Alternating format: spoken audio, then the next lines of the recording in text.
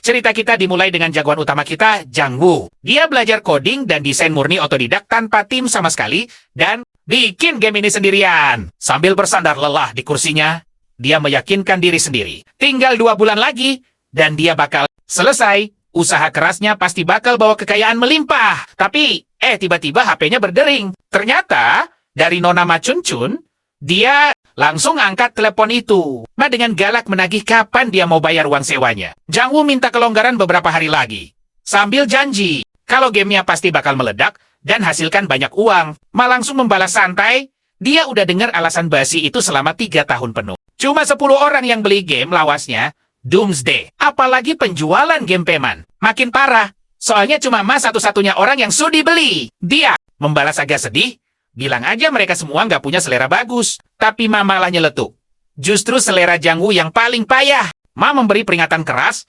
Kalau besok nggak bayar juga, siap-siap aja ditendang keluar. Begitu ngecek saldo, Jang Woo cuma bisa lemas karena dia cuma punya 558 renminbi. Sialan manjet. Tapi dia mikir, asal mukanya cukup badak, Ma nggak bakal bisa. Makam-makam, dengan tekad bulat, dia lanjut ngetik gila-gilaan. Niat ngebut biar game ini cepat kelar. Tapi tunggu, tiba-tiba aja layar komputernya mati total. Terus, lautan angka asing mendadak muncul di layar. Pesan aneh tentang desain gambar monster bermunculan. Menyelesaikan alur cerita, nambahin kode, dan beresin bug terus-terusan muncul. Bikin kaget banget. Dia bingung setengah mati. Apa yang terjadi? Kenapa? Desainnya seolah benar-benar hidup, tiba-tiba ada peringatan sistem kelebihan beban. Detik berikutnya, brak, CPU, komputernya langsung jatuh hancur berantakan. Asap tebal mengepul keluar.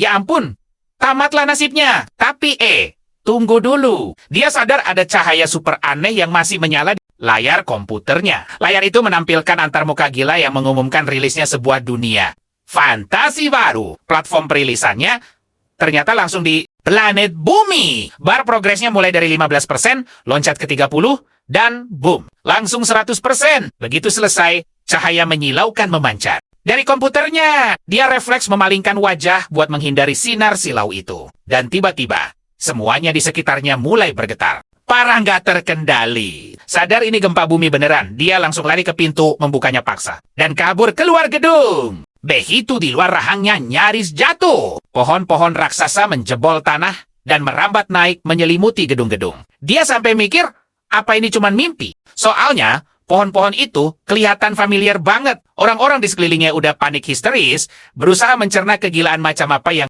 sedang terjadi ini. Seseorang tiba-tiba menunjuk ke langit. Teriak panik, ada monster terbang misterius yang menabrak sebuah helikopter. Tabrakan gila, itu bikin helikopternya meledak. Hebat! Keduanya, heli dan monster itu langsung terjun bebas menghantam tanah. Sementara orang-orang menjerit dan lari kocar-kacir menghindari puing-puing. Ada satu gadis kecil yang tak sengaja terdorong jatuh. Begitu anak itu membuka mata, dia malah melihat monster mengerikan itu mendesis ke arahnya. Jang Woo shock berat. Lihat makhluk itu. Sumpah, itu kan monster desainnya sendiri yang bernama Hippogriff. Makhluk dengan badan atas elang, kaki belakang kuda, plus bulu tajam sekeras baja. Tingkat bahayanya ada di level C. Dan kemampuan spesialnya adalah jeritan gelombang. Hippogriff itu langsung bangkit, mengamuk brutal, dan menjerit marah ke arah kerumunan. Jang Woo langsung berlari nekat ke sana, sadar ini situasi super gawat. Hippogriff itu membuka mulut lebarnya sambil menatap tajam gadis kecil itu. Dan anak itu menutup matanya ketakutan. Untungnya, pahlawan kita bergerak secepat kilat. Menariknya tepat waktu dan membawanya kabur. Sementara sang Hippogriff mulai melancarkan jeritan gelombang andalannya. Jang Woo sigap menutup telinga gadis itu. Tahu persis itu wajib dilakukan. Tapi gila, rasanya sakit banget pas suara itu menghantam telinganya. Tiba-tiba, tanah kembali bergetar dahsyat. Hippogriff itu mendadak berhenti pas dengar ada sesuatu yang berlari kencang mendekat ke arahnya. Begitu Hippogriff menoleh, ada sepasang mata merah menyala yang melesat ke arahnya. Astaga! Itu monster ngamuk lainnya. Terus, makhluk baru itu langsung menusuk Hippogriff telak sebelum sempat bereaksi. Jang Woo melihat semuanya, sadar penuh kalau itu adalah monster yang bernama Serigala Unicorn. Ini dia sang penguasa sejati padang rumput. Tanduknya tajam dan super kuat. Tingkat bahayanya level B-. Dan kekuatannya adalah serangan kilat. Jang Woo tersenyum pasrah, perlahan menutup matanya. Menebak kalau dia nggak perlu lagi pusing bayar kosan, lalu jatuh pingsan. Beberapa saat kemudian, dia terbangun gara-gara suara bip-bip mesin. Syok banget nyadar dia udah berbaring nyaman di rumah sakit. Dia buru-buru duduk dan melihat gadis kecil yang dia selamatkan tadi. Dia beneran mikir, apa semua kejadian gila tadi itu nyata? Langsung aja dia sambar remote di sebelah kasur, lalu menyalakan TV di depannya. Li Omang, sang reporter berita, mengumumkan dengan panik kalau saat ini tinggi pohon-pohon aneh itu sudah tembus lebih dari 5.000 meter. Helikopter mereka aja cuma sebatas pinggang pohon itu. Tiba-tiba, ada bayangan melesat cepat, langsung menyerang. Reporternya bikin kamera langsung putus sinyal. Di segmen berita berikutnya, reporter lain ngasih tahu semua orang dengan tegang kalau tim pro udah terjun sedalam 1.000 meter ke dalam lubang raksasa yang misterius. Pemirsa disuruh siap-siap lihat temuan gila mereka. Terekamlah sepasang mata merah menyala yang menyeramkan. Makhluk itu beringas menyerang kameramen, bikin siaran terputus total lagi. Ganti ke channel sebelah. Kali ini reporter ngasih pengumuman darurat super penting sebagai respon atas krisis luar biasa yang mengancam umat manusia ini. Pemerintah benar-benar memohon kepada para player buat segera lapor diri ke lobby player. Jang Woo mikir keras. Buat apa butuh player? Tapi terus dia ingat wujud hipogrif, serigala unicorn, pohon langit, dan jurang neraka itu. Masuk akal, kenapa semua elemen gila tadi benar-benar persis 100% seperti latar dunia fantasi baru yang lagi dia ciptakan. Belum kelar mikir, tiba-tiba sebuah layar sistem canggih mendadak muncul di depan wajahnya, menampilkan jagoan. Karakter utama kita namanya Jang Woo. Dia cuma level 1, profesinya desainer game NPC, dan sekarang dia nggak punya gelar apapun. HP 100, MP 0, kekuatan 9, kelincahan 11, kecerdasan 12, dan persepsinya cuma 9. Poin atribut 0 besar. Ada catatan nih. Manusia normal tuh rata-rata poinnya 10. Jang Woo sampai mikir, jangan-jangan game yang dia bikin ini beneran invasi ke bumi. Dia coba buka kotak barang, malah muncul peringatan kalau NPC kayak dia tuh nggak bisa pakai panel penyimpanan atau kemampuan. Dia klik tombol lain dengan panik, tapi sistem malah ngasih tahu kalau dia sama sekali nggak diizinkan ganti profesi. Sedih banget kan? Dia ngerasa cuma jadi warga rendahan. Padahal, sebagai desainer gamenya langsung, harusnya dia punya identitas keren. Tiba-tiba pintu kamar terbuka. Kaget dong. Dia langsung buru-buru rebahan lagi di kasur pas ngeliat seorang cewek. Itu Ma Chun-chun, ibu kosnya. Ma nyuruh dia berhenti acting. Soalnya ketahuan banget TV-nya masih menyala terang. Dengan canggung, Jang Woo nanya ngapain ibu kos ke situ. Ma malah ngegas. Emangnya dia sudi datang ke sini kalau bukan karena pihak rumah sakit yang manggil? Jang Woo senyum, bilang kalau Ma emang orang yang paling perhatian. Tapi Ma langsung nyeletuk santai kalau ini cuma karena kalau dia tiada, nggak ada yang bayar kos. Di momen kocak ini, seorang gadis kecil terbangun. Menatap lekat-lekat mencoba mengenali wajahnya. Lalu, gadis kecil itu langsung memeluknya bahagia. Ayah, serunya ceria karena Jang Woo akhirnya sadar. Ma langsung melotot marah. Nanya apa dia diam-diam. Sudah punya anak. Jang Woo panik minta Ma kasih dia waktu buat jelasin semuanya nanti. Setelah ngobrol panjang lebar, akhirnya Ma mengerti situasinya. Ma menduga gadis kecil ini mungkin kehilangan ingatannya. Jadi, dia berbaik hati bantu mendaftarkan status anak hilang ini ke pihak berwenang. Nah, sebelum orang tua aslinya datang menjemput, Jang Woo yang harus merawatnya. Melihat celah ini, dia langsung nanya ke ibu kos apa. Biaya sewanya bisa didiskon sedikit. Boleh aja, jawab Ma sambil merebut bon tagihan dengan kesal. Tapi, dia langsung nodong Jang Woo buat bayar. Tagihan medisnya duluan yang totalnya mencapai 8.000 RMB. Jang Woo cuma bisa melongo syok lihat angkanya. Gila aja kan? Apalagi setelah bencana besar terjadi. Manusia sampai nekat memakai bom nuklir untuk menyerang pohon langit dan jurang. Abisal. Tapi sayangnya, usaha keras mereka itu ternyata punto, agal total. Manusia malah kehilangan kendali atas langit dan terpaksa merelakan separuh wilayah. Mereka, sekarang, satu-satunya harapan umat manusia cuma ada di tangan para pemain sistem. Setengah tahun berlalu. Di rumahnya, Jang Woo tersenyum melihat seorang gadis kecil yang berusaha keras mengangkat perisai berat. Dia menyerahkannya dengan ceria sambil memanggilnya ayah. Jang Woo mengusap lembut rambut Mang Mang, memuji kalau dia benar-benar anak yang sangat pintar. Mang Mang itu cuma nama sementara dari Jang Woo. Dia sudah mencoba pakai nama ini di internet buat mencari keberadaan orang tua asli. Mang Mang, emang sih ada balasan. Tapi isinya cuma orang aneh yang mau adopsi. Atau ada yang nipu pura-pura jadi pamannya dan bilang orang tua Meng Meng kecelakaan parah. Jang Woo nggak gampang tertipu dong. Dia langsung tantang pria itu sebutkan nama asli Meng Meng. Pria itu malah ngeles nanya balik. Bukannya namanya Mang Mang Mang. Yang lebih gila lagi, laporan Jang Woo ini ternyata berhasil bantu polisi kota menangkap sindikat besar penculik anak. 6 bulan berlalu, dan ingatan Mang Mang masih saja berkeping-keping. Dan tebak apa? Orang tuanya belum juga datang menjemput. Untungnya Mang Mang ini anak yang super manis dan penurut. Dia sering banget bantu-bantu beres-beres rumah. Ya, walaupun ujung-ujungnya dia sering nggak sengaja merusak barang. Ini bikin Mang ngamuk besar. Dan tebak siapa yang kena imbasnya. Jang Woo ditagih 1000 RMB buat servis TV. Plus 3000 RMB buat perbaikan rumah. Pusing deh, dia sampai sempat kepikiran buat kirim Mang Mang ke panti asuhan. Tapi, waktu anak itu manggil dia ayah sambil berkaca-kaca. Hatinya langsung luluh. Dia memeluknya hangat dan bilang kalau mereka akan pulang. Dunia fantasi baru ini memuat 2 area monster utama. Bawah tanah dan alam liar. Monster bawah tanah sangat mengerikan. Sedangkan monster alam liar sedikit lebih lemah. Jang Woo akhirnya tiba di sebuah padang rumput dekat kota.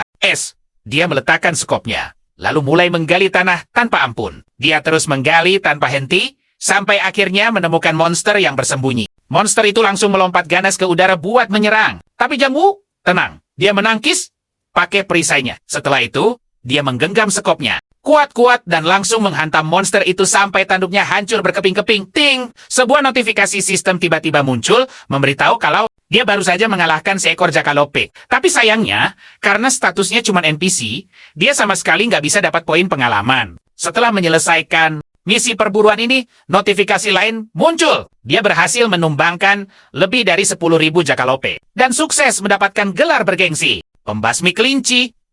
Kelelahan. Dia terkapar di tanah. Lega rasanya, misi ini akhirnya kelar. Sebagai desainer game sejati, Jang Woo nggak cuma bikin alur buat pemain, tapi juga merancang banyak kisah NPC. Asal tahu Saha gelar pembasmi kelinci, ini awalnya dirancang khusus buat NPC. Sesuai alur cerita gamenya, seorang NPC biasa yang berhasil menumbangkan lebih dari 10.000 jakalope bakal memicu sebuah plot rahasia. Dia bakal bangkit jadi pahlawan di dunia fantasi baru ini. Bersama para pemain lainnya, mereka bakal memulai perjalanan epik buat menaklukkan Raja Iblis. Tapi dengar ini, setengah tahun lalu, waktu Jang Woo nemuin NPC asli itu di padang rumput, dia mati-matian menggagalkan si NPC berburu jakalope. Tapi NPC itu keras kepala dan terus menyerang. Jang Woo sampai mengancamnya, bilang jangan salahkan dia kalau sampai terjadi sesuatu. Jang Woo mulai pasang jebakan licik di padang rumput. Pakai jakalope sebagai umpan buat menguras tenaga. Sin PC nggak tanggung-tanggung, dia bahkan memancing babi hutan taring ke sana. Monster itu langsung menyeruduk si NPC sampai terpental jauh. Akhirnya NPC itu lenyap sudah dari padang rumput. Alhasil, posisi pahlawan dunia ini benar-benar terancam digeser. Lalu, bergeserlah kita ke kota S. Di lobi Pemeng, kerumunan dari berbagai level asyik berkumpul. Tiba-tiba, BAM menerobos masuk membawa kelinci hasil buruannya. Semua orang langsung melongo menatapnya. Sambil melangkah santai melintasi lobi, orang-orang mulai berbisik. Mereka mencibir julukannya. Pembasmi Jakalope, menganggapnya pengecut karena cuma berani berburu monster kroco level bawah. Daripada uji nyali ke ruang bawah tanah, jelas Wu kesal mendengarnya. Apalagi dia ini sebenarnya bukan sekadar pemain, tapi desainer game ini. Dia lalu mampir ke kedai kepala kelinci pedas milik Paman Lau. Sang pemilik kedai ini sangat terkenal dengan hidangan andalannya, kepala kelinci pedas. Serius, item ini kalau dimakan bisa mendongkrak kecepatan gerak pemain sebesar 5% selama 5 menit penuh. Dia lantas memberitahu Lau kalau jakalope buruannya sudah di tangan. Sayangnya, belakangan ini bisnis Lau sedang seret habis. Sebagai gantinya, paman itu menawarinya beberapa porsi kepala kelinci. Tentu saja Wu menerima piring itu dengan senyum lebar. Sama sekali tidak sadar ada seorang gadis yang terus memperhatikannya diam-diam. Ya, NPC bernama Liu Ya menampakkan diri. Tentu Wu kaget bukan main. Tapi hatinya juga bersorak kegirangan melihat karakter super penting ini akhirnya muncul. Sebagai pencipta game, dia sangat tahu rahasianya. Liu Ya ini bukan NPC receh, kawan. Dia adalah satu dari sedikit dewa di dalam dunia ini. Menurut alur cerita, setelah membasmi 10.000 jakalope, Dewi itu seharusnya takjub melihat tekad dan kekuatannya yang luar biasa. Dan akhirnya memberikan berkah sakti agar dia menjadi pahlawan. Dengan penuh harap, Wu memanggilnya Dewi dan memohon agar berkah itu segera diturunkan. Tapi tunggu dulu, sang Dewi malah protes keras. Kenapa dia memburu kelinci-kelinci yang sangat menggemaskan itu? Langsung kebingungan total menghadapi alur cerita yang mendadak melenceng jauh ini. Liu Ya, mengamuk hebat, mengutuknya sebagai sang penghancur kelinci. Dia mencengkeram tangan Wu, memarahinya habis-habisan karena menumbangkan makhluk seimut itu secara massal. Tanpa ampun, dia membanting Wu ke tanah dengan keras. Kemarahannya meledak, dia terus menendangnya tanpa henti.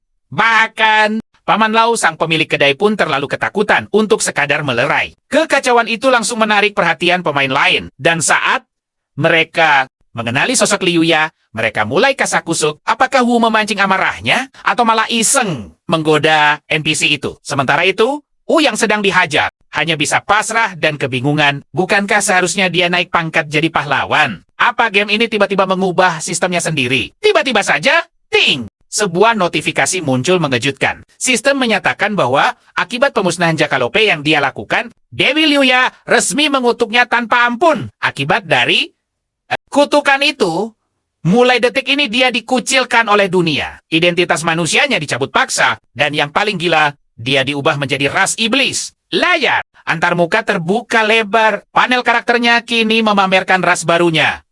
Iblis! Darah tersisa 35 dari 200. Mana penuh di angka 100. Dari 100, kekuatan 13, kelincahan menyentuh 15, stamina 14, kecerdasan 12, akurasi 13, dan tebak, poin status yang tersisa adalah 0. Melongo tak percaya. Tapi uniknya, dia sama sekali tidak kecewa. Kenapa? Karena atribut awal seorang iblis ternyata jauh lebih tinggi dari pahlawan. Dalam hati, dia bersorak. Siksaan tadi ternyata sangat sepadan. Sambil berkaca-kaca terharu, nekat menyatakan perasaannya pada Liu Ya. Tapi sayangnya, sang dewi membuang muka dan mencapnya sebagai sampah menyebalkan. Terjatuh! Menengadah. Lalu, matanya menangkap sesuatu yang sungguh terlarang. Tentu saja itu membuat Liu Ya mendaratkan tendangan keras lainnya. Darahnya langsung anjlok ke angka 30. Tak lama kemudian, setelah merapikan diri, tersadar. Status pemainnya membuka fitur-fitur keren yang sebelumnya terkunci rapat. Jelas dia sangat gembira.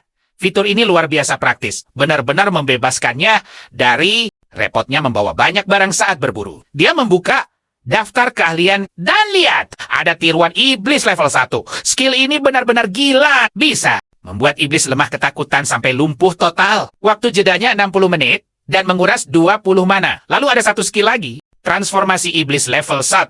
Keahlian ini memungkinkannya berubah wujud. Efeknya, semua atribut status meroket gila-gilahan. Durasinya, 30 detik. Jeda pemakaian 24 jam. Dan luar biasanya tidak butuh mana sama sekali. Ras barunya ini punya bakat bawaan yang memberikan kelincahan dan pertahanan tingkat dewa. Spesialis pertarungan senjata ganda, plus punya penglihatan malam yang super tajam. Tiba-tiba, sebuah pesan sistem memperingatkan bahwa iblis tidak bisa ganti profesi di lobi pemain. Nanti, begitu mencapai level 10, barulah dia akan menerima misi khusus untuk pergantian profesi ini.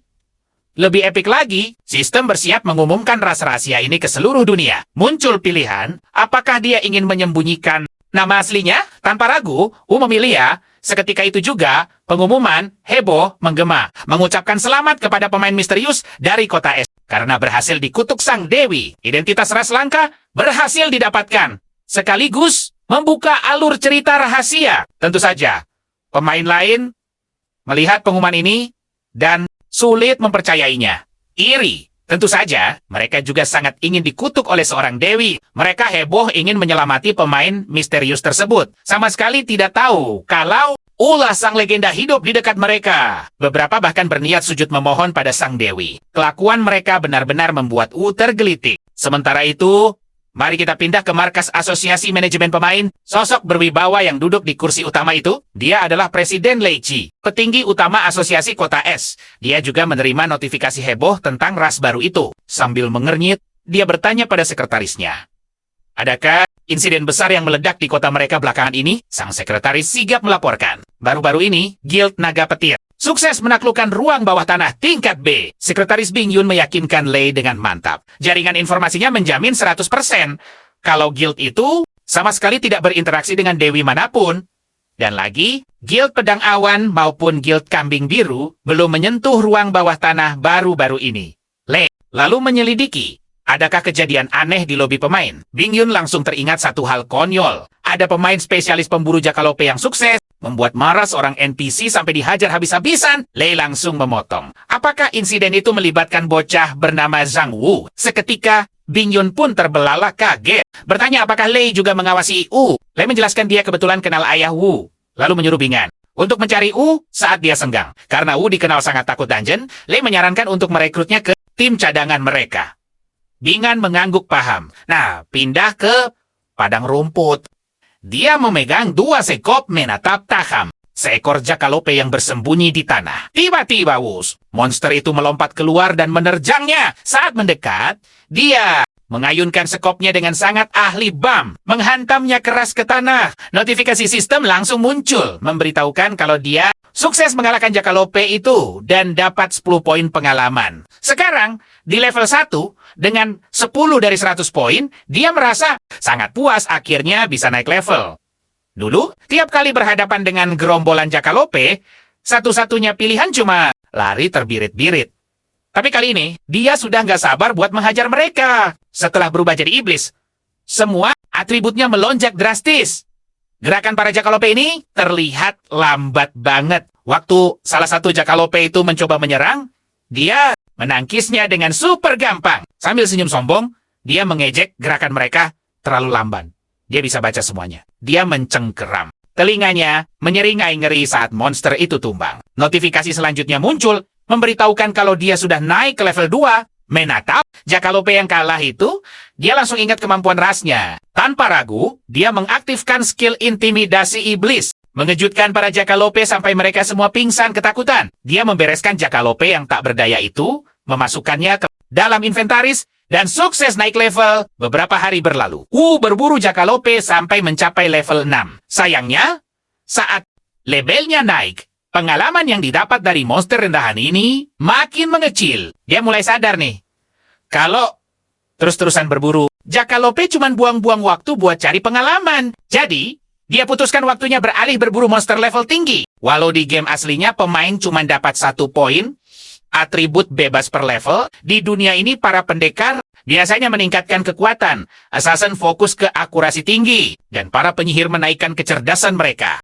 Sempat bingung mau naikkan atribut yang mana, tapi saat mendongak makhluk raksasa di kejauhan, bikin dia shock. Itu Jakalope King, bos liar padang rumput level 10 dengan tanduk sekeras baja. Monster tingkat Taeyong. Jurus andalannya adalah serudukan memantul. Melihatnya sedang melahap seekor babi hutan, Wu langsung merinding ketakutan. Jakalope King adalah bos pertama yang dulu dia rancang buat pemain baru. Daya tahannya gila, kulitnya alot, dan punya kecepatan. Yang benar-benar gila, mimpi buruk sejati buat pemula. Satu-satunya taktik masuk akal buat pemain level rendah adalah memakai panah untuk menyerang dari jarak jauh. Sialnya, dia cuma bawa sekop. Dia benar-benar menyesali desain gamenya sendiri. Akhirnya, memutuskan fokus pada kelincahan.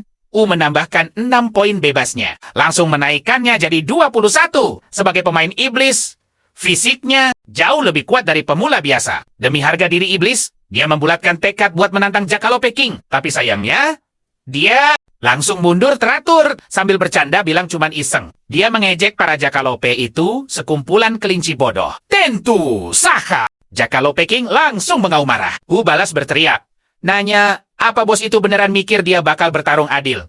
Sambil mengingatkan, kalau dia kalah jumlah, pasukan Jakalope langsung keluar dari lubang mereka. Mengejarnya habis-habisan, dipimpin langsung oleh sang raja. Sang raja bersiap menggunakan serudukan memantul buat menusuknya dengan tanduk baja. Wu mundur tepat waktu, menghindari serangan. Kedua dengan sangat tipis, dia terus mengejek sang raja. Dengan gampang menghindari setiap serangan beruntun, sambil menantangnya buat bisa mendaratkan pukulan. Kelincahannya yang super tinggi bikin dia bisa menghindar tanpa keringat. Makin murka, sang raja memerintahkan pasukannya untuk menyerang.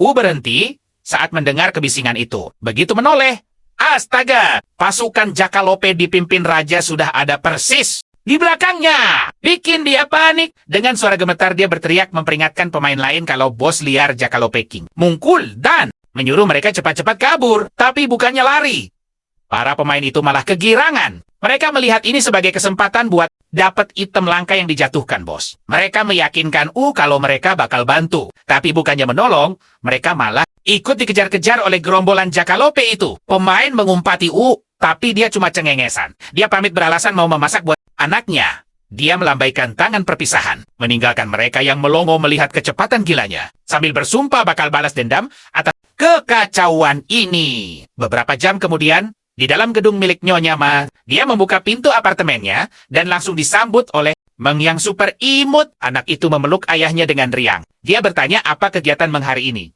Dan Meng bilang kalau ibu kos memberikan buku bergambar padanya. Sejak Wu mengadopsi Meng, sang ibu kos Ma Chen Chen sering mampir, membantu merawat Mang.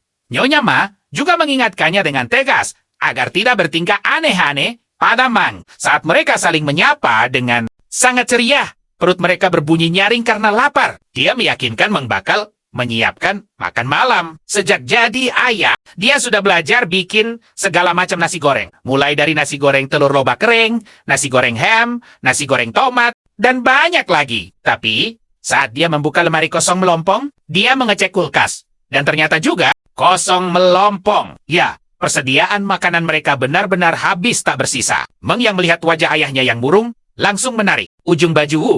Gadis kecil itu tersenyum lebar, bilang kalau dia sama sekali tidak lapar. Tapi melihat senyum itu, hati Wu malah teriris. Dia teringat menu makan Meng selama 6 bulan terakhir. Cuma nasi pakai sawi pelengkap, bubur tabur gula putih, dan 1 potong roti yang harus dibagi berdua. Gila kan? Dengan perasaan hancur, dia minta maaf pada Mang. Sejak diadopsi, gadis ini sama sekali belum pernah hidup enak. Lalu bertanya, mau makan ayam goreng? Mata Mang langsung berbinar cerah.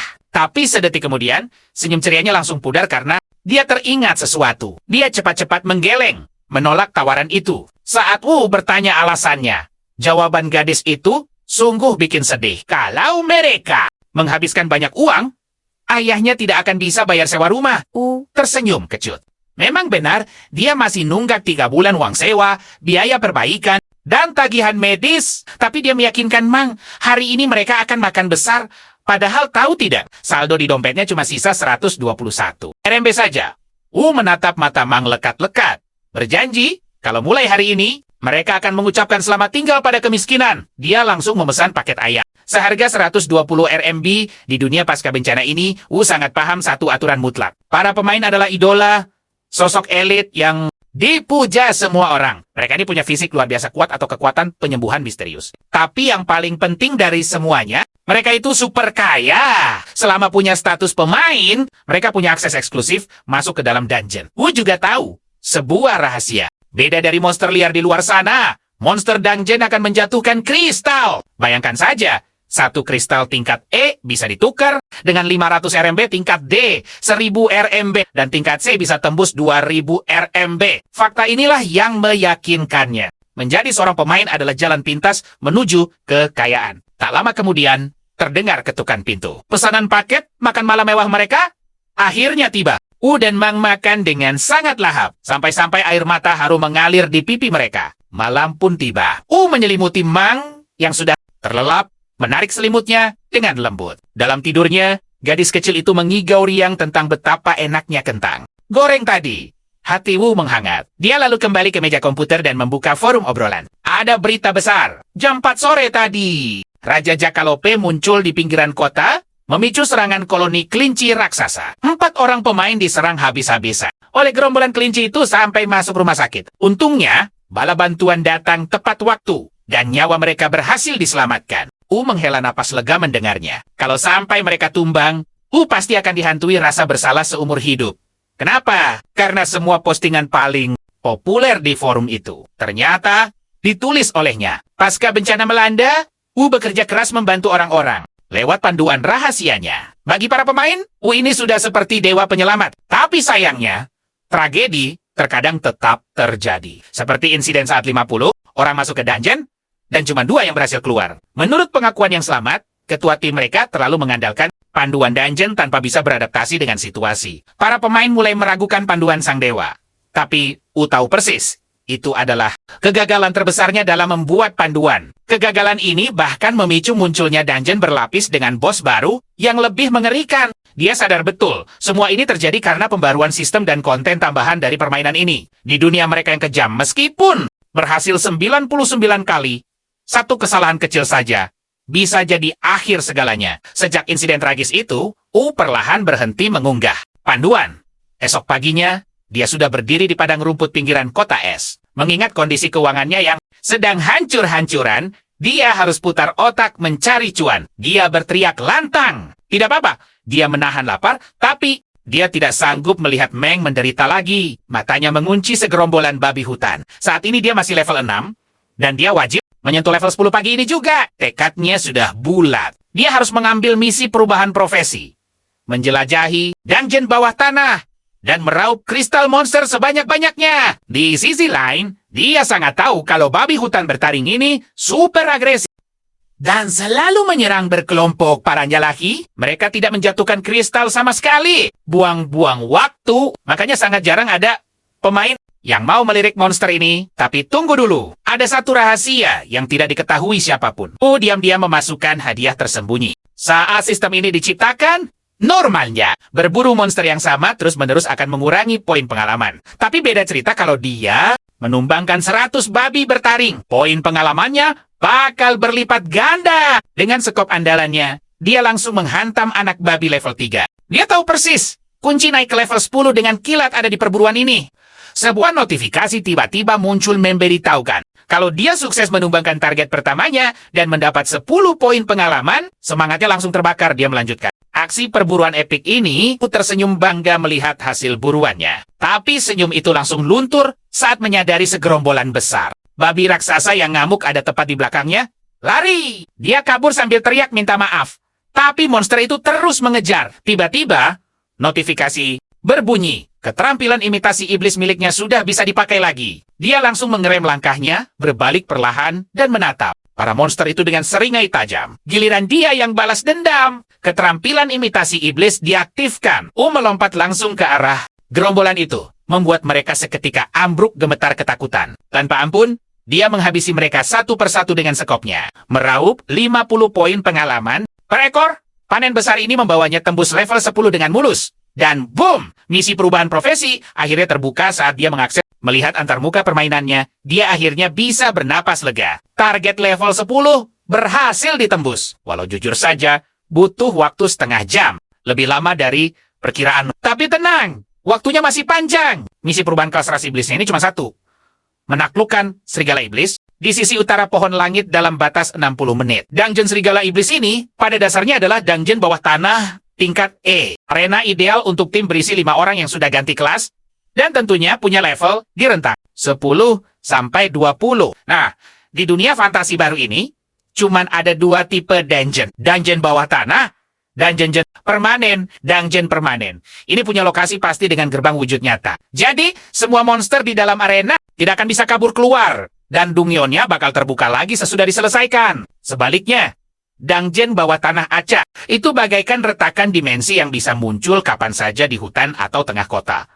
Bahayanya, kalau dibiarkan berlama-lama, para monster bisa menerobos keluar dan menjajah bumi. Untungnya, dungeon jenis ini akan langsung lenyap begitu para pemain berhasil menyelesaikannya. Susah minta ampun. Tingkat kesulitan misi ganti kelas ini benar-benar gila. Seolah sistem permainannya memang sengaja mengincar dirinya. Ceritanya begini, setelah umat manusia menjatuhkan senjata nuklir ke arah pohon langit, sebuah perisai energi raksasa tiba-tiba terbentuk. Perisai mutlak yang melumpuhkan semua barang elektronik. Coba saja ada mobil yang nekat mendekat ke pohon langit.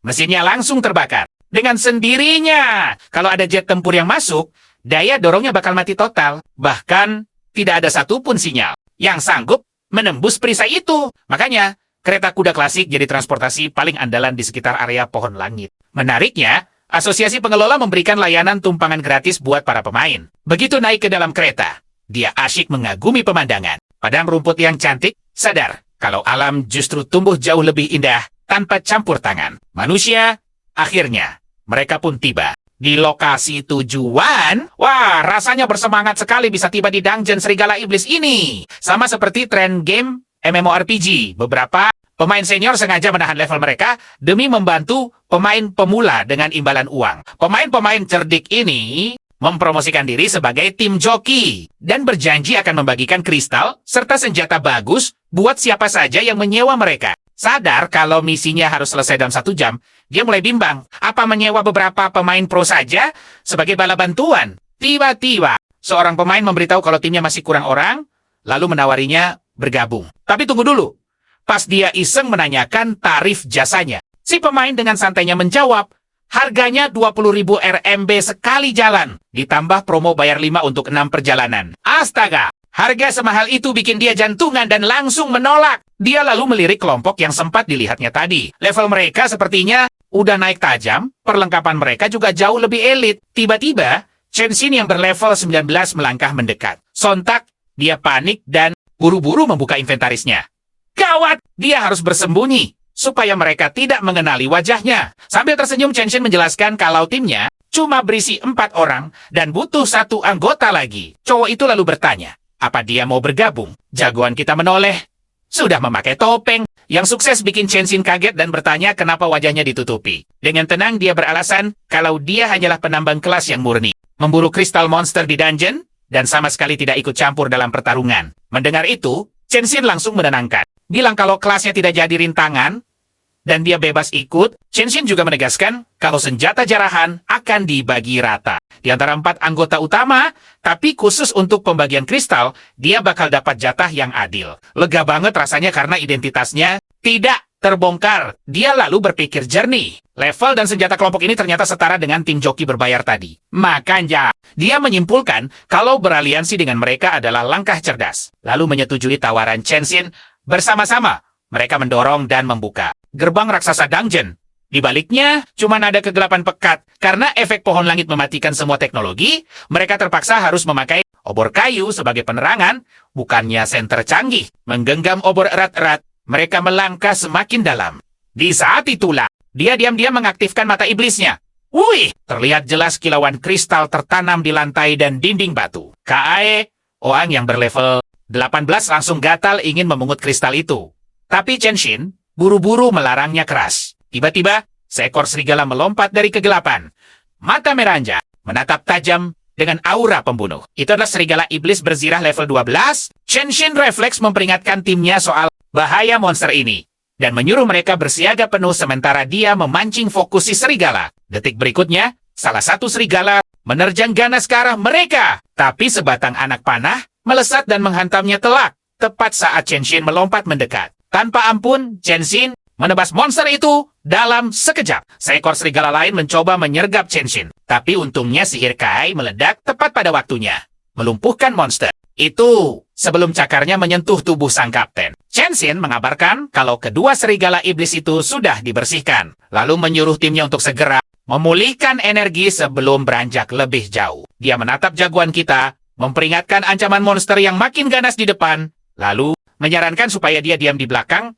Untuk menambang, kelompok Chen Xin pun melangkah jauh. Si MC cuma tersenyum, menyadari meski kelompok mereka punya senjata yang hebat, tetap saja mustahil buat tim itu menuntaskan dungeon serigala ini dalam waktu cuma 1 jam. Santai saja, dia mulai menggali dengan sekopnya. Dia tahu pasti, bos dungeon ini bersembunyi persis di bawah telapak kakinya. 1 menit kemudian, sekopnya berhasil menembus ke bawah tanah. Dia pun langsung turun pakai tali. Tapi, baru saja kakinya menyentuh tanah, seekor serigala raksasa sudah menyambutnya. Dia sampai bengong melihatnya. Serigala itu langsung melompat menyerangnya. Untungnya, dia berhasil menghindar dengan cepat. Tapi, dia tetap terkena 10 poin damage dari cakar tajamnya. Dia menoleh ke belakang dan melihat serigala itu tersungkur ke tanah. Jadi, dia langsung membuka inventorinya. Dia tahu persis, di saat genting begini, trik rahasia ini wajib dipakai. Lalu, dia memamerkan tubuh Jakalope yang tak berdaya. Dan tebak apa yang terjadi, kesan garang serigala itu langsung berubah jadi anak anjing penurut. Begitu melihat si Jakalope, dia pun melemparkan kelinci itu padanya. Dia sangat tahu, serigala iblis berarmor di dungeon ini kurang gizi dan sama sekali nggak bisa menolak pesona Jakalope. Memanfaatkan momen emas itu, dia langsung menusuk perut serigala berarmor itu bertubi-tubi-tubi. Karena dia tahu betul kelemahan fatal monster ini ada di bagian perutnya, Teng. Sebuah notifikasi sistem tiba-tiba muncul di hadapannya, memberitahu kalau dia sukses mengalahkan serigala iblis berarmor dan mendapatkan 100 poin experience. Keren kan? Dia senang banget karena experience yang didapat lumayan besar, plus ada kristal yang menanti. Jadi, dia memutuskan untuk level up di sana saja. Tapi tunggu, tiba-tiba ada suara aneh dari belakang. Begitu dia berbalik, ya ampun, dia melihat sekawanan serigala buas melesat ke arahnya. Saat mereka siap menerkam, dia langsung lompat meraih tali dan berteriak heboh. Kalau dia lupa, aroma Jakalope itu sangat memancing para serigala iblis. Dia langsung memanjat tali dengan kecepatan kilat, mengucapkan selamat tinggal pada para serigala di bawah. Begitu sampai di atas, dia meledek mereka yang gak bisa naik. Tapi anehnya, serigala-serigala itu malah lari terbirit-birit, membuatnya bingung. Kenapa mereka kabur ya? Dia pun mengintip arah kaburnya para serigala. Dan kaget melihat mereka ternyata mengepung kelompok Chen-sen. Dia sebenarnya merasa kasihan pada mereka berempat. Tapi dia pikir, hei, karena mereka saja bisa selamat dari serangan Raja Jakalope yang ganas, seharusnya serigala iblis ini bukan masalah besar buat mereka. Di sana, Zio yang membidikkan panahnya. Wes, dan tepat mengenai mata satu serigala. Sambil panik, dia bertanya pada Chen-sen, ada apa sebenarnya dengan dungeon bawah tanah ini? Kenapa banyak banget serigala iblis berarmor di sini? Tapi sebelum Chen-sen sempat menjawab, serigala yang baru saja dipanah itu langsung menerjang dan menggigit lengan Zio Yang. Dan saat diperhatikan, lebih dekat, ya ampun, serigala itu masuk ke mode bersek. Ini benar-benar gila. Kenapa mereka agresif begini?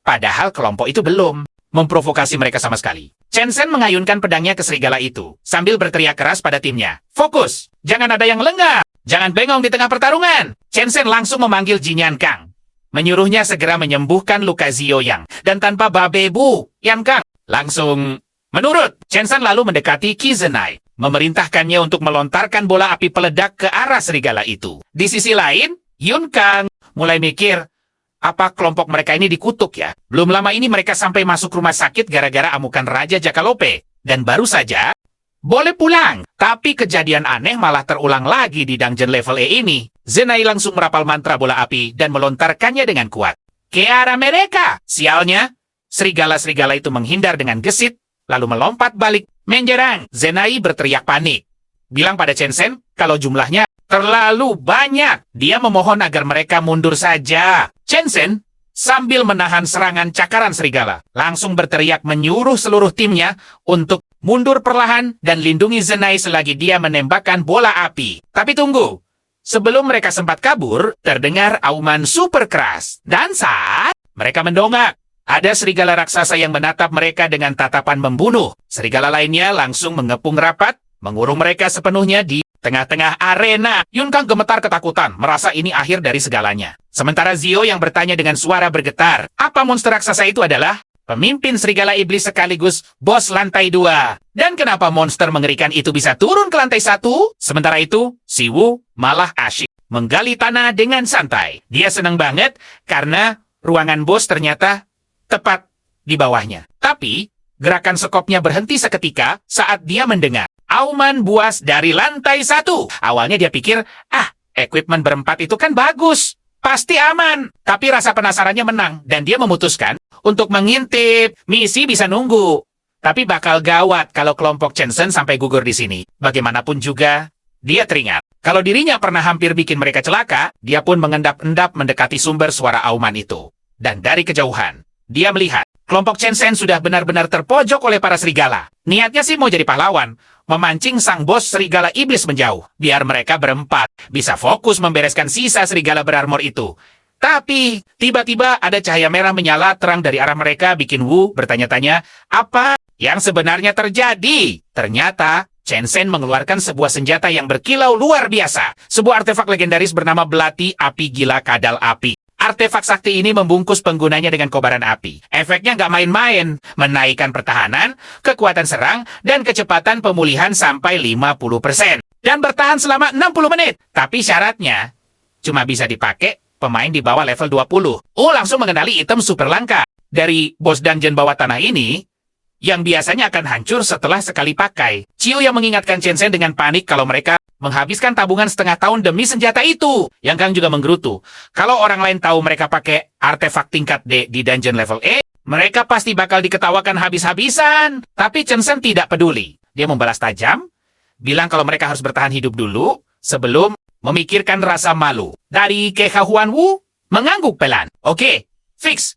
Mereka sama sekali nggak butuh bantuannya. Dia tahu betul kalau artefak tingkat D itu bisa laku minimal 500.000 di rumah lelang. Tapi malah dipakai buat keadaan darurat begini. Kelompok Chen-sen jadi orang pertama dalam sejarah yang memakai artefak level D di dungeon sekelas E. Sambil mengecek sisa waktu misinya, Wu menyadari bahwa Waktu tersisa tinggal setengah jam lagi. Dia harus bergerak secepat kilat. 1 menit kemudian, dia selesai menggali bagian terakhir dari terowongan bawah tanah itu.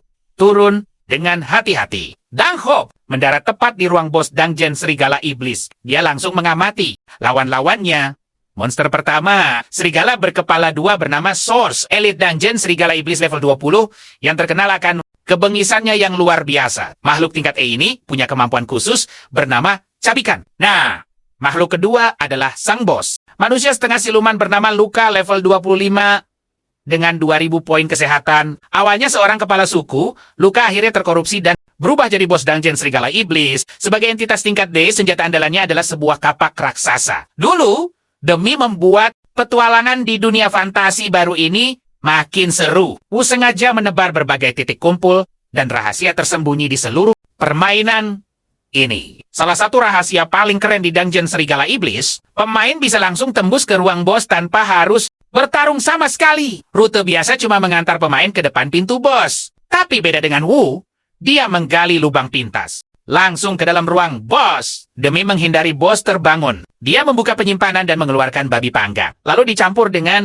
jamur tidur, pil tidur dosis tinggi, dan sedikit alkohol. Jadilah babi panggang obat tidur yang dijamin ampuh dengan langkah super lambat. Dan hati-hati, dia mendekati serigala berkepala 2 yang sedang terlelap sambil membawa hidangan. Maut itu diletakkan pelan-pelan di dekat si serigala. Lalu dia buru-buru mundur, terbangun karena gerakan serigala itu terkejut melihat babi panggang lezat di depannya. Salah satu, kepalanya langsung lahap menggigit daging itu. Tentu saja, kepala satunya ngamuk dan mulai menggigit saudaranya sendiri. Saat kedua kepala itu ribut, malah mikir, apa dia harusnya bawa 2 babi panggang ya? Dia cuma bisa berdoa dalam hati, semoga keributan konyol ini tidak membangunkan sang bos. Dia menunggu efek obat tidur itu bekerja, dan boom! Setelah beberapa menit yang sangat menegangkan, serigala berkepala 2 itu ambruk. Babi panggang obat tidur itu sukses besar. Kemudian dengan santai dan tenang mendekati si bos siluman Luka. Dia tahu persis, meski kekuatan fisik Luka tidak segila serigala tadi,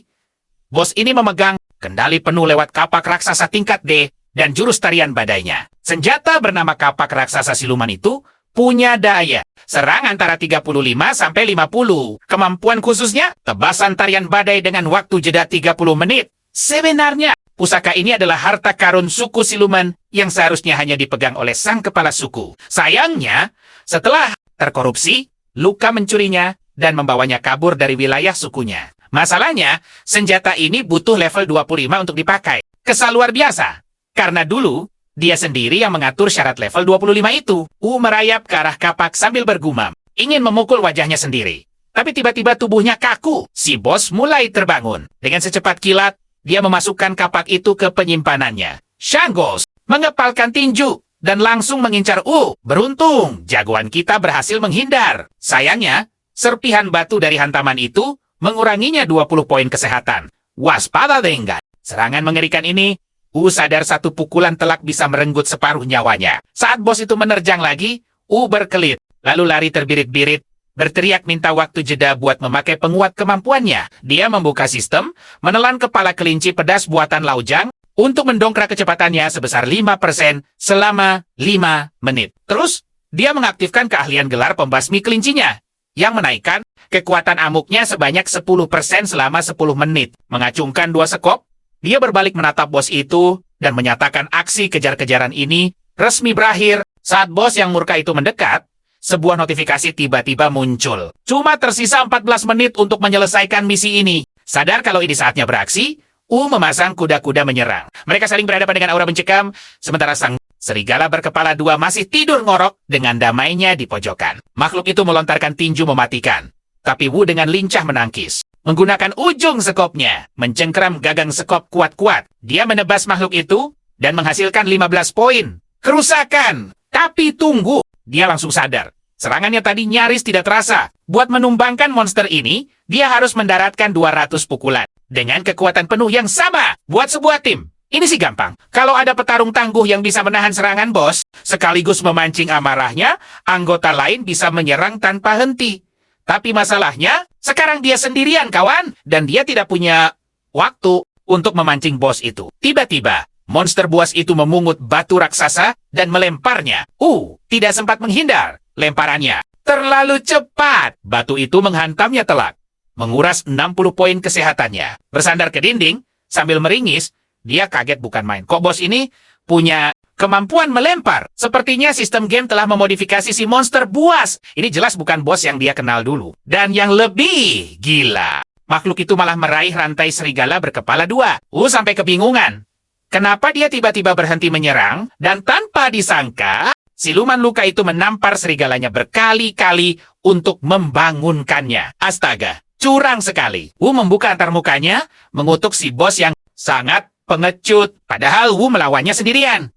Tapi si bos malah mau memanggil bala bantuan. Melihat sisa poin atributnya, Wu sadar. Dia tak boleh membiarkan serigala itu bangun. Tapi, di sisi lain, walau dia memasukkan semua poin tersisanya ke kekuatan tempur, itu tidak akan mengubah keadaan. Tetap saja, dia harus selamat. Jadi dia mempertaruhkan segalanya, menaruh semua poinnya ke kecepatan. Dia yakin, saat ini dialah pemain level 10, paling lincah sedunia. Melesat secepat badai ke arah bos, dia langsung menusuknya dengan 2 sekop mendarat, ngasih 18 dan 20 poin damage. Bos monster itu menggeram marah, menerjang dengan cakar tajamnya. Dia langsung melompat ke udara buat menghindar. Sekalian matikan obor di sana. Begitu mendarat, dia bilang ke bos yang lagi panik, itu kalau serangannya cuman pancingan rencana aslinya, bikin ruangan gelap gulita. Karena saat gelap, ini bakal jadi area bermainnya. Mata iblisnya ngasih keuntungan luar biasa. Kebingungan dan waspada, bos itu merasakan tatapan tajam dari belakang, lalu dengan sangat cepat berbalik menahan serangannya. Sedikit kesal karena bosnya masih bisa nebak. Dia berputar di udara sambil teriak penuh semangat, kalau pertarungan epik ini belum selesai. Dia tebas dan tusuk lehernya, ngasih 130 damage tepat di titik lemah.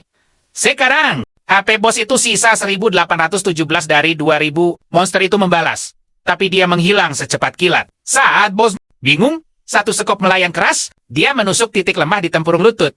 Bikin bos itu melambat. Nggak mau buang waktu. Dia serang titik kelemahan lainnya di bagian mata, bikin pandangannya kabur. Boom! 120 damage masuk. Dia mundur saat bos itu ambruk ke tanah, sambil kagum betapa gilanya serangan diam-diam di kegelapan ini. Jagoan kita langsung berlari cepat ke arah monster itu buat lanjut hajar. Tapi tunggu, bos itu ambil rantai di tanah dan mengayunkannya dengan amarah yang luar biasa. Gawatnya, rantai itu telak mengenai perutnya, melempar dia keras ke tanah. Dia langsung kena 75 poin damage. Gila. Sisa HP-nya cuma 100 dari 250.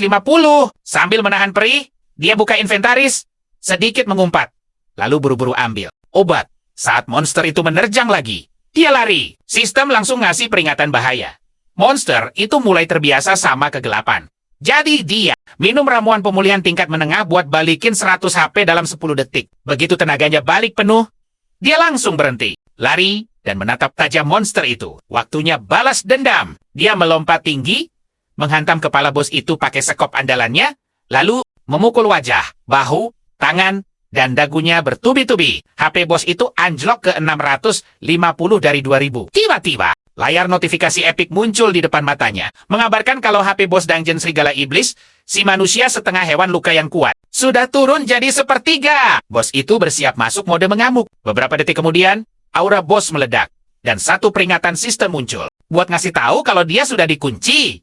Jadi target. Bos itu bergerak secepat kilat, melempar tinju maut. Dia coba menahan pukulan pakai sekopnya karena nggak sempat menghindar, tapi tebak, sekopnya hancur berantakan. Tinju itu menghantam telak perutnya, melempar tubuhnya terbang jauh. Dia menabrak tembok dengan sangat keras, kena 100 poin damage kritikal. Meski terluka parah, jagoan kita sadar satu hal penting. Satu pukulan lagi bisa jadi akhir dari segalanya. Tiba-tiba, bos itu sudah ada di atasnya, siap kasih serangan pamungkas. Tapi dia berguling. Di saat yang paling tepat, dia bangkit, berlari, dan mengejek lawannya dengan senyum lebar. Emangnya cuma monster yang bisa mode mengamuk? Buka notifikasi sistem, dia lihat waktunya sisa 4 menit 30 detik buat selesaikan misi. Ini dan mode mengamuk miliknya. Baru siap dalam 12 detik lagi. Nggak pakai ragu, diaktifkan kartu truf andalannya, pilih keahlian transformasi ras iblis. Super keren itu! Tubuhnya mulai diselimuti energi magis dan berubah jadi bentuk iblis. Statusnya langsung meroket naik 20%.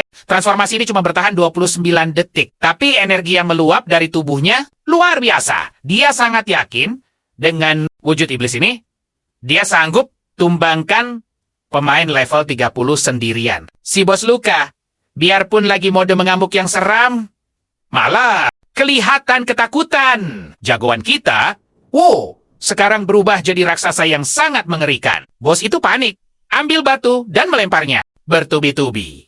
Tapi dia cuma jalan santai mendekat. Pas batu raksasa hampir mengenai wajahnya, dia tangkap batu besar itu cuma pakai satu tangan dan menghancurkannya jadi debu. Sambil tersenyum mantap, dia tanya, apa Luka sudah siap dihajar habis-habisan? Dia langsung melompat tinggi, memangkas jarak ke arah Luka.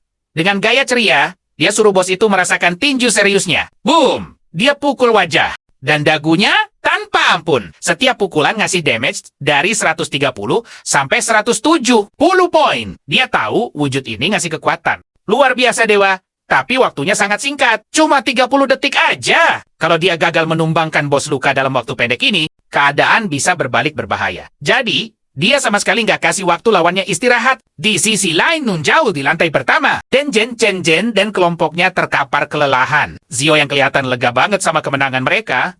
Sementara Jenai dengan wajah panik, bilang kalau tongkat sihirnya sudah mau patah. Tiba-tiba, suara geraman keras bikin mereka semua kaget bukan main. Zio yang panik dan tanya, suara apa itu? Apa ada bahaya lain yang datang? Tapi Jenai menebak cerdik, sepertinya itu suara pertarungan monster yang lagi asyik. Saling hajar di bawah mereka. Chen Zhen nyuruh timnya istirahat sambil tetap waspada. Semenit kemudian, mereka lanjut ke ruang bos. Tapi, notifikasi tiba-tiba muncul. Mengucapkan selamat karena mereka berhasil menyelesaikan dungeon dan mengalahkan bos manusia setengah hewan Luka. Zio, yang bingung banget, dia tanya ke timnya, kok mereka bisa menang gampang begini? Nah, beralih kembali ke dalam ruang bos dungeon. Baru aja naik level 3 kali berturut-turut. Layar notifikasi mengucapkan selamat karena dia berhasil selesaikan misi ganti Profesi Iblis. Kerenavis. Dia memang kelelahan, tapi lega banget karena semuanya akhirnya selesai. Dengan semangat, dia buka inventaris buat ngecek hadiah bosnya dan menemukan barang bernama kalung aneh, level, efek, dan kelangkaannya nggak diketahui. Tapi firasatnya bilang, ini pasti barang kualitas tingkat dewa. Matanya langsung berbinar melihat tumpukan kristal sihir. Tapi tunggu dulu. Kejutan sesungguhnya, sebuah kristal biru dengan kualitas sempurna. Dia tahu betul, tingkatan kristal sihir itu terbagi 3. Biasa, murni, dan sempurna. Nah, kristal biru biasa tingkat D itu kan cahayanya redup dan murahan. Kalau yang murni, jelas lebih terang dan kualitasnya lumayan. Tapi, kristal tingkat yang sempurna ini, pendaranya luar biasa terang, persis permata mahal. Sadar betapa gila harganya, dia langsung senyum-senyum membayangkan. Makan enak bareng, Meng. Terbayang suara ceria putrinya. Aku paling sayang, ayah. Hatinya langsung meleleh bahagia. Lalu, dia melirik sekopnya yang hancur berantakan. Helas bangkit. Dia butuh pandai besi handal untuk membuat senjata sungguhan. Lucunya, dia merasa sudah terlalu nyaman bertarung pakai sekop. Tunggu. Dia lalu mengeluarkan kalung misterius dari tasnya. Bingung banget. Kenapa barang ini tidak bisa diidentifikasi? Apa sistem gamenya lagi error? Tiba-tiba, gawat! Terdengar langkah kaki mendekat ke arah ruangan tempat. Si serigala berkepala 2 lagi tidur pulas. Telinga monster itu bergerak. Lalu badannya perlahan bangkit. Wah, dia hafal betul pola permainan ini. Begitu pintu batu terbuka, Thor sang serigala berkepala 2 bakal langsung ngamuk. Sialnya, dalam kondisi begini, ramuan tidur paling ampuh pun nggak bakal mempan buat Thor. Sambil ngomel-ngomel pelan, dia menyumpahi si pembuat game gila yang merancang sistem ini. Tapi waktunya mepet. Dia harus kabur secepat kilat sebelum monster itu sadar. Wos! Dia melompat tangkas ke tali gantung rute kabur andalannya. Biar saja kelompok Chen Shen yang mengurusi serigala. Lagi pula, dia sudah membereskan bos aslinya kan? Beberapa detik kemudian, kelompok itu mendobrak pintu. Mereka senggo, kok bosnya sudah tumbang. Padahal mereka baru saja buka pintu. Jianxi langsung nyeletuk. Ini dungeon beneran aneh dan penuh misteri. Gila kan? Keterkejutan mereka makin menjadi-jadi saat melihat sang bos manusia setengah buas, Luka, sudah terkapar tak berdaya di lantai. Sio yang mulai berteori asal. Jangan-jangan si serigala berkepala 2 mengkhianati dan mengalahkan bosnya sendiri. Mendadak, monster serigala itu mengamuk brutal ke arah mereka. Panik. Mereka teriak kalau dungeon ini benar-benar sinting dan gak masuk akal. Akhirnya, mereka berhasil menumbangkan si monster ganda Thor. Sambil ngos-ngosan, Zio yang ngaku ke timnya kalau ekspedisi ini Beneran rugi bandar. Bayangkan, mereka kehilangan artefak mahal. Cuma dapat beberapa kristal receh tingkat E, plus barang rongsokan. Dan gagal dapat senjata bagus satupun. Tapi jreng, tiba-tiba panel sistem menyala terang di depan mata mereka, menyatakan kalau rekor penyelesaian dungeon Serigala Iblis ini adalah 58 menit 2 detik. Gila! Rekor baru! Sistem bersiap menyiarkan pencapaian luar biasa ini ke seluruh dunia. Lalu bertanya, mau sembunyikan identitas nggak? Semuanya langsung terdiam saking syoknya. Tapi Chenshin dengan bangga memilih tampil pede tanpa nama samaran. Layar berkedip lagi. Bertanya nama apa yang pas buat skuad kece mereka, Jianxi langsung usul skuad kadal api. Sedetik kemudian, pengumuman server dunia meledak, mengucapkan selamat ke skuad kadal Af, Chenshin, Zioyang, Qi Jianxi, dan rekan-rekannya karena sukses besar memecahkan rekor dungeon Serigala Iblis. Dengan waktu gila 58 menit 2 detik, hadiahnya, gelar pemburu serigala buat semua anggota tim. Melihat siaran server, itu pemain lain melongo tak percaya. Ya, walau pakai artefak pun, mencetak waktu penyelesaian super kilat itu tetap saja hal yang mustahil. Zio yang kegirangan bilang ke Chenshin kalau ketenaran ini bakal jadi tiket emas masuk guild papan atas manapun. Layar sistem menjelaskan, gelar epic ini menaikkan daya serang sampai 7%. Khusus buat yang menaklukkan dungeon ini di bawah 1 jam. Mereka melihat si tokoh utama kita lagi asyik minum di lantai 1. Mengira dia pasti dapat durian runtuh di dalam sana. Terlihat juga beberapa kristal tercecer di tanah. Zio yang langsung nyinyir. Kesal, menuduh kerjanya cuma menggali berjam-jam tapi hasilnya ampas. Dia cuma minta maaf santai, menjelaskan kalau semua skopnya hancur total. Sayangnya, Zio yang tetap nyerocos merendahkannya. Dia merutuki nasib sial mereka bawa kuli gali amatiran. Dan merengek kalau hasil kristal sihir yang secuil ini takkan pernah cukup menutup modal ramuan mereka. Dengan sombongnya, Zio yang mengingatkan kalau sang MC bisa dapat gelar gratis karena ikut mereka. Jadi, skuad itu menyita semua kristal dan meninggalkannya begitu saja. Tapi, tunggu. Jianxi tiba-tiba berbalik. Tunggu sebentar, katanya lembut. Sesuai janji, gadis itu memberinya 1 kristal. Senyum mereka, dia berterima kasih, lalu menanyakan nama dan nomor kontaknya. Tanpa ragu, gadis cantik itu mengenalkan diri sebagai Qi Jianxi dan membagikan nomornya. Jianxi Huga memperingatkan agar dia segera keluar karena dungeon mau runtuh, dan dia mengangguk setuju. Sementara itu, di luar sana, para pemeng kebingungan menunggu skuad pemecah rekor. Lalu, krek, pintu gerbang terbuka perlahan.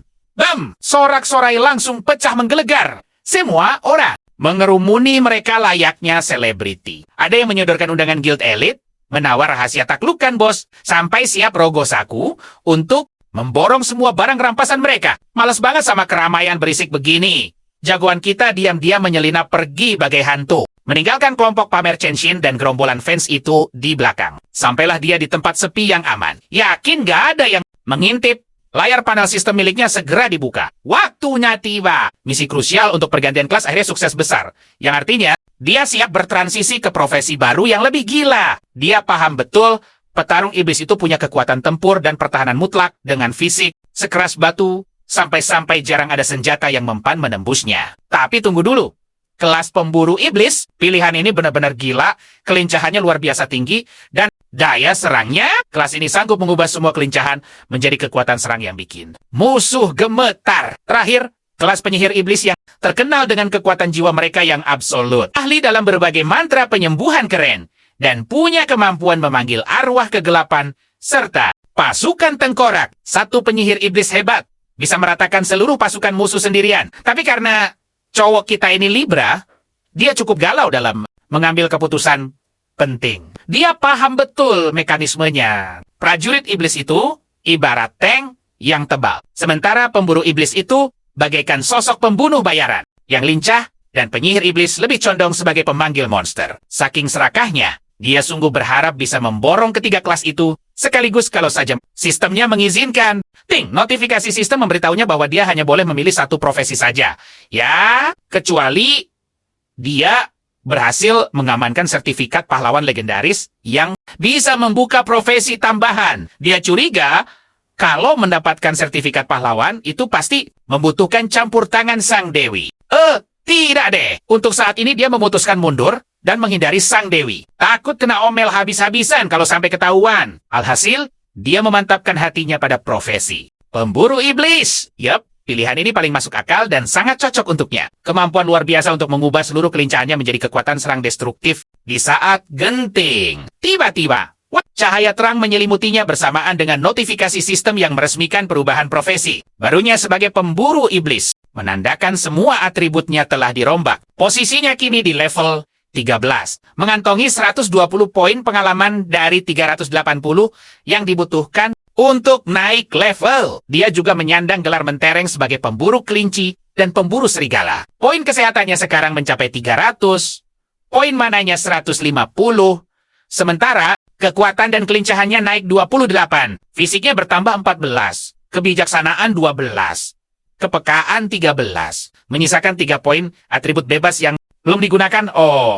Dan bagian terbaiknya, dia mendapat keahlian baru bernama Tanda Perburuan. Kemampuan epik ini memungkinkan sang pemburu iblis untuk menandai target malang di dalam durasi tertentu. Selama itu, sang pemburu bisa melacak posisi target, memberikan kerusakan ganda yang fatal pada monster tersebut, serta dengan sangat mudah membaca titik kelemahannya saat menyerang. Keahlian pamungkas ini memang cuma bisa menandai satu target saja. Tapi asyiknya, kalau dia berhasil menumbangkan target yang ditandai tersebut, waktu tunggu keahlian tanda perburuan ini akan langsung pulih. Jika gagal mengalahkan target, bersiaplah menunggu jeda 24 jam. Lagi pula, proses aktivasi keahlian ini butuh 50 poin mana. Dia sungguh girang mendapatkan tanda perburuan ini, mengingat kemampuannya akan sangat luar biasa berguna untuk pertarungan solo. Sementara itu, kita beralih ke pusat manajemen asosiasi pemain. Bingen melaporkan kepada Lebarki dengan raut tegang bahwa perkumpulan seniman bela diri Dewi sedang terlibat bentrokan tempur skala besar di medan tempur barat pohon.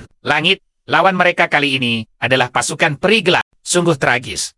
40 pemain telah gugur. Seniman bela diri Dewi menghilang tanpa jejak. Dan wakil ketua klan mereka pun ikut tumbang. Perkumpulan seniman bela diri Dewi ini bukan sembarangan. Ini profesi unik. Sebuah perkumpulan khusus tempur yang beroperasi di bawah garis komando militer secara langsung. Mereka biasanya absen dari serbuan ruang bawah tanah. Lebih memilih menghajar monster di garis depan. Saat Lebarki dengan cemas menanyakan tentang seberapa luas kabar insiden mengerikan ini menyebar, Bingyan langsung meyakinkannya. Tenang saja. Demi menghindari kekacauan dan kepanikan massal yang tak terkendali, semua informasinya sudah ditutup rapat. Namun raut kekhawatiran Lebarki justru semakin pekat saat Bingyan memberitahukan bahwa para petinggi di atas sana kini menginginkan mereka untuk segera menerjunkan perkumpulan pemain lain ke garis depan sebagai pasukan bantuan. Sementara itu, di daerah pinggiran kota es yang sepi, ada seorang cowok yang sedang asyik menumpang kereta kuda perlahan melewati batas pelindung pohon langit. Tepat saat mereka menembus penghalang magis itu, tiba-tiba saja ponselnya langsung berdering tanpa henti. Saat mengecek layarnya, rupanya sinyalnya baru saja kembali. Boom! Beruntun masuk rentetan pesan super marah dari Nyonya Ma. Wanita itu memarahinya habis-habisan karena dianggap sangat lalai sebagai wali pelindung. Dia mengabarkan kalau Mang sedang jatuh sakit parah dan harus segera dilarikan menuju ke rumah sakit. Tak lama setelah itu, di rumah sakit pusat kota es, Nyonya Ma tampak mengupas apel di samping pemuda pucat yang terbaring di atas ranjang. Brak! Mendobrak pintu dengan wajah panik menanyakan kondisi. Nyonya Ma, yang seketika mencengkram erat pisau buah di tangannya, langsung menyuruhnya bicara pelan karena Mang baru saja tertidur sambil menatap tajam. Nyonya Ma menginterogasi kemana saja dia menghilang selama 2 hari penuh ini. Wanita itu ngomel karena dia sama sekali tidak menyadari demam tinggi Mang. Dengan tenanggu menjawab kalau dia sedang sibuk banting tulang mencari uang. Saat ditanya apa dia berhasil bawa hasil. Dengan mata berbinar, dia memamerkan kesuksesannya mendapatkan sejumlah uang lumayan. Wah, dia langsung menceritakan betapa bersyukurnya dia. Karena akhirnya bisa melunasi uang sewa, tagihan pengobatan, perbaikan pipa bocor, dan astaga. Bahkan, mengganti kerugian TV yang sempat dirusak oleh Mang sebelumnya. Nyonya Ma menatapnya curiga, lalu membalas sarkas. Sebagai ibu kos bertahun-tahun, dia hanya melihat terus-terusan merugi dan sama sekali tidak pernah melihatnya membawa pulang uang sepeser pun. Pun tersenyum tipis. Dia langsung mengeluarkan kristal biru sempurna dari inventarisnya dan menyarankan wanita itu untuk segera menjualnya. Yakin nilainya pasti cukup. Nyonya Ma terperangah menanyakan, apakah anak ini nekat menerobos ruang bawa tanah? Tapi Wu sekadar membalas santai kalau dia hanya ingin menjadi penambang mineral. Tok, tok, tok. Tiba-tiba pintu diketuk. Seorang perawat muncul dan bertanya siapa di antara mereka yang merupakan keluarga Meng. Karena Dr. Zhu perlu menyampaikan Info penting. Secara refleks, Wu dan Nyonya Ma menyahut bersamaan. Setelah sedetik bertatapan canggung karena sama-sama terkejut, Wu langsung ngambil inisiatif dan menyarankan biar dirinya saja yang maju. Selang beberapa menit, dia sudah duduk tegang di dalam ruangan Dr. Zhu. Dengan wajah sangat serius, sang dokter memperingatkannya untuk menyiapkan mental sebelum menyodorkan hasil diagnosis Meng. Bagaikan tersambar petir, Wu membaca lembaran yang menunjukkan penumpukan elemen sihir tingkat tinggi di dalam tubuh. Ini 100% identik dengan sindrom elemen sihir. Dulu, tumor ganas adalah ketakutan kesehatan terbesar bagi umat manusia. Namun kini, era baru ini, sindrom elemen sihir telah mengambil alih peran mengerikan itu. Sejak permainan ini menginvasi bumi, komposisi udara kita telah benar-benar berubah menjadi udara kita sekarang bukan cuma nitrogen, oksigen, dan karbon dioksida. Ada partikel misterius elemen sihir. Kebanyakan orang sih biasa saja, nggak ngerasain efeknya. Tapi buat sebagian orang, tubuh mereka menyerap energi itu tanpa henti dari udara. Hasilnya, penumpukan sihir akut. Efeknya sungguh mengkhawatirkan, mulai dari demam tinggi yang menolak turun, rasa kantuk luar biasa, sampai hilangnya nafsu makan, bahkan muncul bintik hitam misterius. Dokter menatap Wu dengan berat hati. Ilmu medis modern sama sekali nggak bisa menyembuhkan sindrom ini. Cuman perawatan penahan yang bisa dilakukan. Masalahnya, tubuh Mang menyerap elemen sihir 10 kali lipat lebih banyak dari pasien biasa. Dokter khawatir perawatan itu bakal sia-sia. Hati Wu hancur berantakan. Dia duduk termenung di bangku, meremas erat hasil diagnosis Meng. Dia paham betul. Adiknya masih bernapas saja sudah keajaiban. Tapi menyerah sekarang, jelas bukan gayanya. Cowok tangguh ini segera membulatkan tekad. Dia memutuskan menerobos zona reruntuhan keramat. Kenapa? Di sana ada secercah harapan air mata lasu, hitam tingkat es yang konon bisa menyembuhkan segala penyakit. Namanya diambil dari Dewi Cahaya dan Harapan dalam legenda. Rumornya kuat banget. Tetesan air matanya sanggup mengusir penderitaan. Apapun. Tapi, tunggu dulu. Item super langka ini cuma muncul di reruntuhan keramat. Ona yang terkenal tak pernah membiarkan korbannya kembali. Dungeon ini punya tingkat kesulitan peringkat C. Batasan level 10 sampai 30. Dan gilanya lagi, cuma bisa dimasuki pemain solo. Wu sadar banget, mereka nggak mungkin bikin party. Dia harus menaklukkan tantangan itu sendirian. Sebagian besar pemain pasti langsung ciut dan gagal menembus dungeon ini. Tapi, kepercayaannya penuh. Dia bukan lagi bocah lemah yang cuma sanggup mengalahkan kelinci.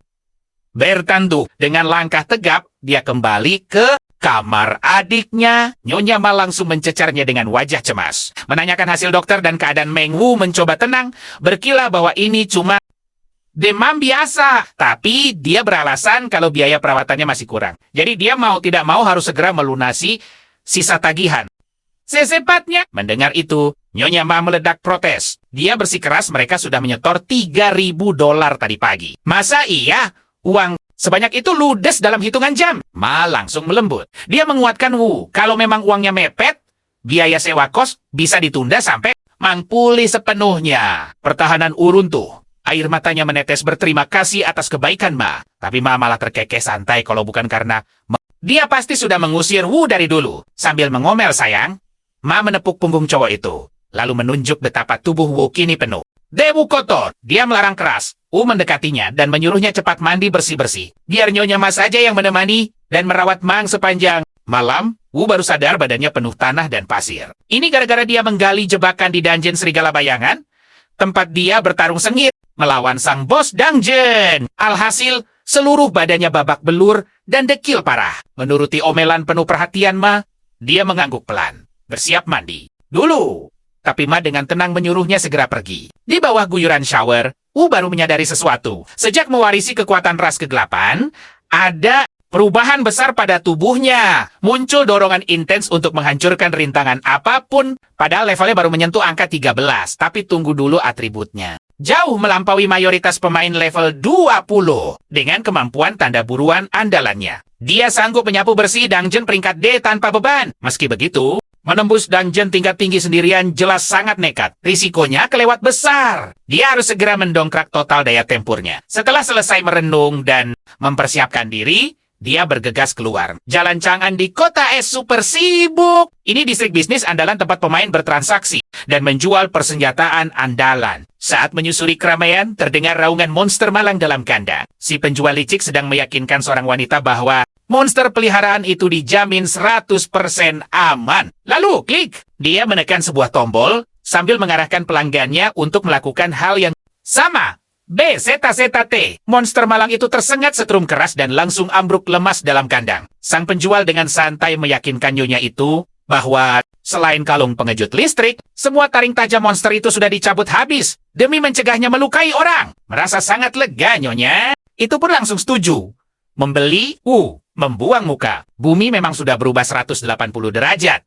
Tapi sifat egois manusia rasanya tidak berubah sama sekali. 1 menit kemudian, dia tiba di pusat penukaran kristal sihir. Mengecek papan nilai tukar hari ini, matanya langsung menangkap sesuatu harganya. Marisods, parah! Pemain lain juga ikut mengeluh frustrasi. Tapi mereka sadar gak ada pilihan lain, mengingat makin banyak petarung yang aktif menyapu dungeon harian. Tanpa ragu, membuka inventarisnya dan mengeluarkan beberapa kristal bercahaya. Staf counter menyambutnya ramah.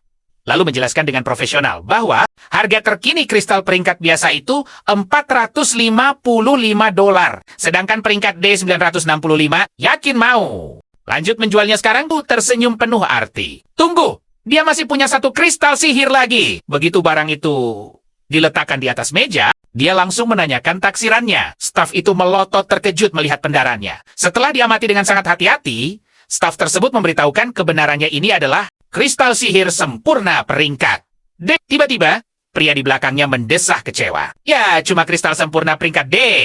Barang ini paling cuma bagus untuk merakit senjata kelas D biasa. Pria itu menyahut lagi. Padahal setengah tahun lalu, kristal sejernih ini pasti jadi rebutan super panas. Harganya bisa melonjak gila-gilaan. Karena semua orang rela antre. Mengabaikan komentar itu, staf langsung menawarkan $10.000 untuk kristalnya. Gimana? Setuju. Dia langsung mengangguk. Mantap! Jelas bukan masalah besar. Staf itu membungkuk penuh terima kasih atas transaksinya. Lalu menjamin bahwa seluruh pembayarannya akan ditransfer detik itu juga. Setelah potongan pajak, $133.200 langsung cair manis ke rekeningnya. Dengan dompet tebal, dia mampir ke toko senjata elit. Asik cuci mata. Pandangannya terpaku pada pedang panjang angin beku yang dibanderol seharga $55.000. Belati kristal airnya $95.000. Dia spontan keluar menggerutu keras. Sok-sokan mengkritik kurangnya perlengkapan tingkat tinggi, padahal aslinya dia cuma lagi bokeh. Nah, pas jalan santai, matanya menangkap kilauan senjata tergeletak di tanah. Langsung dipungut, dan dia sadar. Ini pedang legendaris milik Boulder. Senjata terkutuk. Kekuatan serangnya 1445. Barang langka tingkat B tanpa batas level, dan efeknya bisa memberikan serangan ekstra pada bayangan kegelapan. Plus, pedang ini menyerap energi roh tersesat untuk melipat gandakan serangannya sampai batas maksimal. 20 tumpukan! Sayangnya, manusia biasa yang memakainya bakal kehilangan 10% energi. Kehidupan aslinya, ini milik Baldur sang dewa cahaya, terbuat dari dahan pohon ajaib di tanah suci. Tapi, setelah Boulder dikhianati habis-habisan oleh para dewa lainnya, secara tragis, senjatanya jatuh dalam kutukan. Benar-benar tergiur dengan ketiga efek gila pedang ini, pahlawan kita langsung menanyakan harga. Si Peng Hual minta $155.000. Dia protes, senjata ini bahaya buat manusia, dan bertanya, apa harganya nggak terlalu gila? Si pedagang membalas sinis, menegaskan, ini barang tingkat B. Kalau nggak sanggup beli, mending dia pergi saha. Bukan Yasyuth, dia malah santai mengeluarkan kapak besar dari penyimpanannya. Dia menantang si penjual. Gimana kalau kita barter saja? Penjual itu menimbang kapaknya, mengejek kalau barang itu cuma tingkat D. Tapi anehnya, dia langsung setuju. Ternyata, dia sudah pusing. Berhari-hari mencoba menjual pedang terkutuk itu. Begitu pahlawan kita pergi, pedagang itu tertawa puas. Merasa menang telak hari ini. Yakin banget dia dapat untung besar. Padahal, coba tebak, kalau penjual itu sadar pembelinya bukan manusia, dia pasti bakal kaget. Sampai pingsan di tempat. Tapi ya sudahlah. Biarkan si pedagang merasa kaya mendadak dari kapak itu. Singkat cerita, tak lama kemudian dia tiba di rumah sakit. Melihat Mang dan Ma terlelap, dia dengan penuh kelembutan menyelimuti Ma. Lalu melangkah tenang ke meja perawat. Dia minta suster memindahkan kamar 27. Jadi ruang VIP eksklusif. Nah, teman-teman, sekian dulu cerita seru kita kali ini. Kalau kalian suka rekap ini, langsung saja komen lanjut part 2 di bawah. Jangan lupa tekan tombol langganan, nyalakan lonceng, dan beri suka ya. Terima kasih banyak sudah menonton. Sampai jumpa di petualangan berikutnya.